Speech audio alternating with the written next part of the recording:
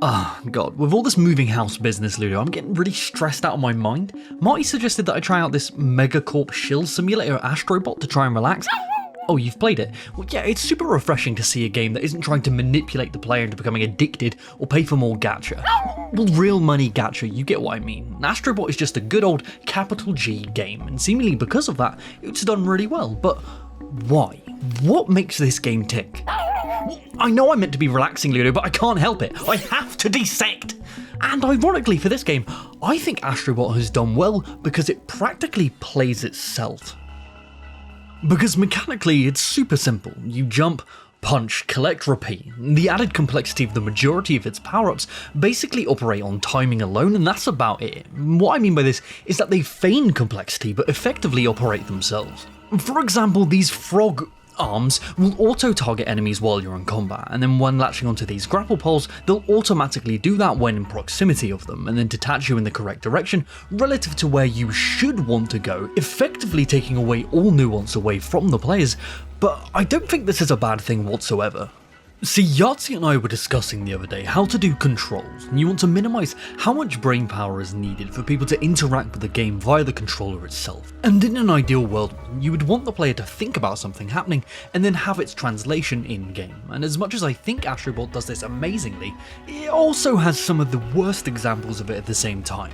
For example, you walk up to a puzzle and you try everything the game has given you as a tool. You spin, jump, hover and punch and nothing. What do you want me to do? Oh, blow on me, why don't you? No, these haptic motion control gimmicks might be an interesting exploration at first, but if the player gets stuck looking at a puzzle and either has to be told what to do by a tutorial pop-up or look down at the controller itself, this entire flow state has been completely broken. You want the path from the player's intention to the controller to be as seamless as possible.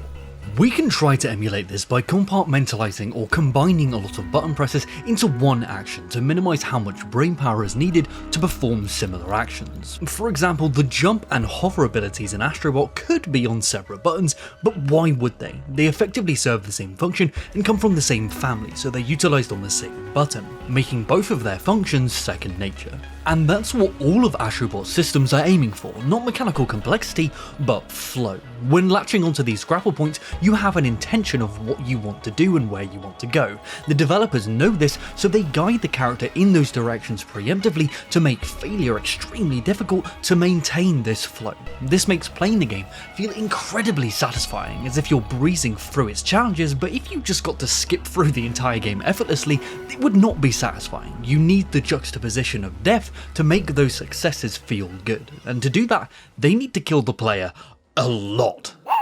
Yeah, we've spoken about how to deal with death in a previous episode where we focused on how Little Nightmares 2 killed its players too much, which ran the risk of ruining the game for a lot of people, but here, death is needed. Most enemies one-shot you and the game throws an onslaught of them at you on a regular basis, but through its checkpoint system it respawns the player right back into the action with lessons learned. And not just at these weird checkpoint nodes, in situations where this would be frustrating, they've placed specific conditions to spawn the player directly back into the action where they died, like in the sprawling underwater level or in specific tricky platforms. And yeah, these things are small, but the dev team have taken the time and gone through to skew with their own rules in service of a smoother play experience, and I think it's fascinating that with a similar system that was used in Little Nightmares 2, that was potentially ruining the entire vibe of the game overall, but here, in an actual platformer, the very same system can make it.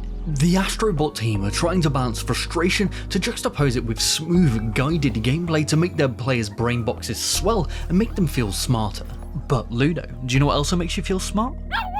Having a master's degree. No, I was going to say supporting your local indies, like in today's sponsor. You have a master's?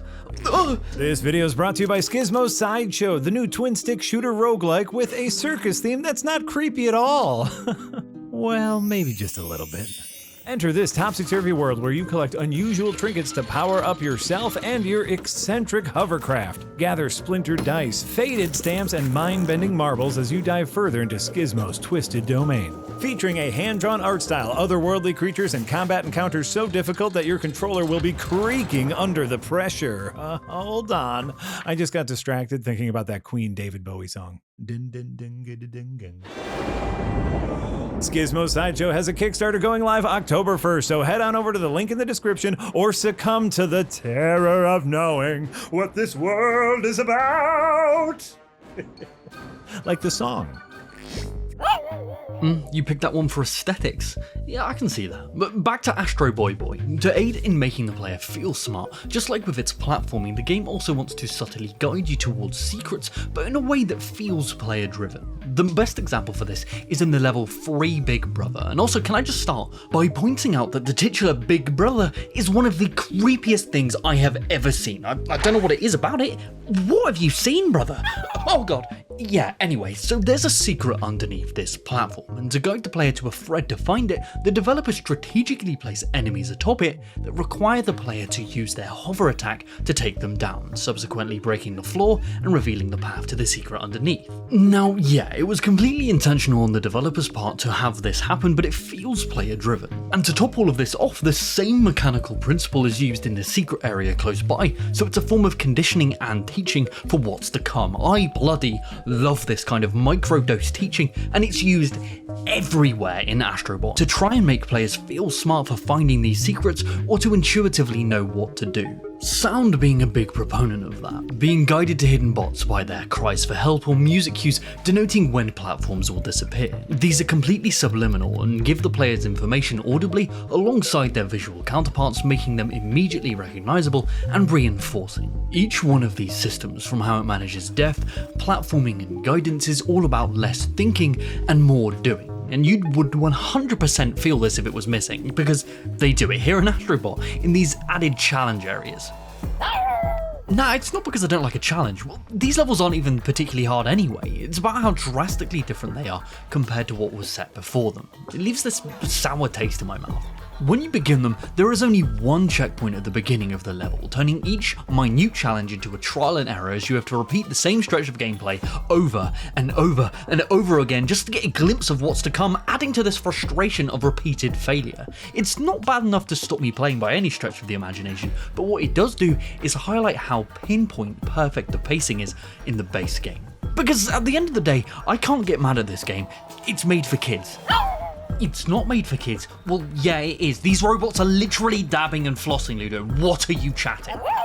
The nostalgia of seeing your favourite characters is for the older players. I mean, touche. Honestly, I kind of find this whole situation a bit dystopic. To have a game on the PlayStation praise itself for being on the PlayStation while its new PlayStation mascot flies around on his PlayStation 5 spaceship with his PlayStation friends while we try to rebuild his PlayStation in celebration of the PlayStation. Oh, it's a bit fucked, isn't it? Don't get me wrong, sometimes this nostalgia bait worked on me hook, line and sinker. It was lovely to stumble across some of my favourite characters like Amaterasu or Sly Cooper, but other times I was just like, who's this then? Who ams? Whence you came? And to top it all off, it doesn't bloody help that for some unknown reason they don't put the characters' actual names or related games on their descriptions at all. Why? Was this a rights issue? What is happening here? They do this in Dead by Daylight too, to fit some contrived naming convention that they themselves made up, which just adds to all of this confusion. I hate this. I just want to know who this is and where they're from. I platinumed the game, did the final big ultra mega challenge, and they said specifically that a special friend was waiting for me at the end. So I did it all, and Onion Man? Who is this? I'm not bothered that it's from a game that I haven't played. I'm bothered that my final ultra mega reward for this game I can't even look up. No, I loved this game. I won't let these tiny stupid details take that from me. Their interactions with physics, destruction, haptics of the controller just feel so smooth, and as much as I really don't like these controller gimmicks, especially the speakers inside of them, I kinda like it here, mainly because most sounds that emit from the controller come from Astro and his interactions with the world itself. You yourself are playing as Astro, the controller is your main form of interaction with that world, so the fact that it's making those sounds feels completely holistic. It gives this sense that you're connected to the world. Oh, he's back! Yeah, there's this sense of object permanence to the world and how you interact with it that feels so detailed. For example, these cards blew my tiny little mind. Not only with the slowing down time to use them as platforms, but you can cut them in half while you're doing it, and once the enemy is defeated, these cards fall and stay on the ground. What? Now, this isn't some game-changing new technology by any stretch of the imagination, but my god, would this have taken a lot of time to implement for such a small host of details?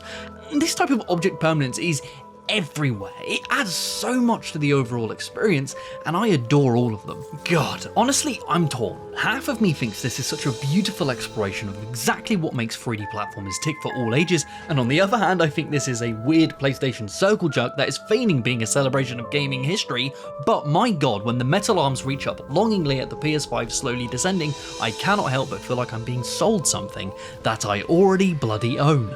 But for whatever the reason is, this propaganda worked. Every time I see my PlayStation paperweight sitting there in the corner, all I can think of is Astrobot and all of the other badly named IPs that won't let me know their names because they won't fucking tell me. God. But what do you think? How do you feel about a game assisting you as you play? Is this okay as long as it's in service of the overall flow of the game? And does this mascot overload of Astrobot bother you or no? Let us know down below because we would love to discuss this with you.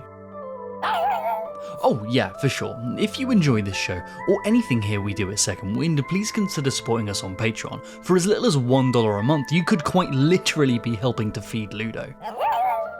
Exactly. Alright, time to say goodbye, Ludes. Okay, bye guys.